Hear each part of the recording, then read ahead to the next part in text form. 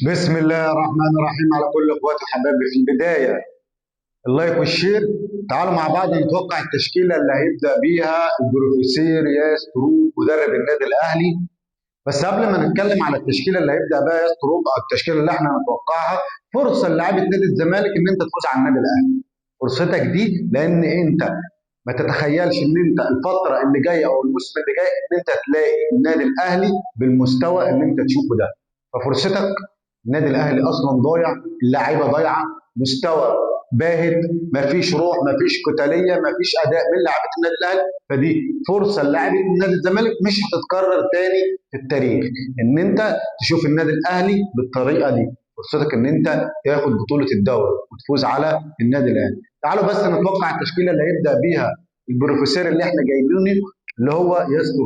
في حراسه المرمى من وجهه نظري يبدا محمد الشناوي، عوده محمد الشناوي بعد الايقاف، فيبدا في حراسه المرمى محمد الشناوي. باك يمين طبعا ايقاف احمد محمد هاني بسبب تراكم الانذارات، واخد الانذار الثالث في المباراه الاخيره اللي احنا شلنا فيها ثلاثه. فهيبدا بقى احمد عيد. احمد عيد اللي احنا جايبينه لا يصلح يلعب في ناشئين النادي الاهلي، فجايبينه هيلعب باك يمين في مباراه نادي الزمالك. باك الشمال طبعا اصابه بالعمري، فهيبقى مين؟ احمد نبيل كوكا.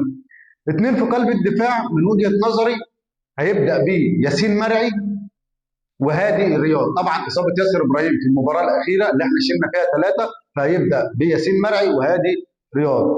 نيجي لوسط الملعب. اثنين في وسط الملعب هيبقى مين؟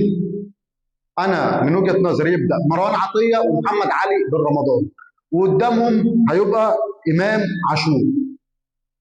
الهاف الشمال هيبقى محمود حسن تريزيجيه. الهاف اليمين حسين الشحات، مهاجم صريح. من وجهه نظري يبدا ببن شرقي. دي التشكيله اللي احنا توقعناها اللي هيبدا بيها البروفيسور ياسترو، اللي احنا جايبينه اصلا لا يصلح ان هو يدرب مركز شباب الحمول. مؤاخذه طبعا لمركز شباب الحمول، فطبعا ايه، بس تعبير مجازي مش اكتر، لان المدرب ده بصراحه حاجه غريبه جدا. برضه قول انت توقعك في التعليقات، وقول توقعك للتشكيله.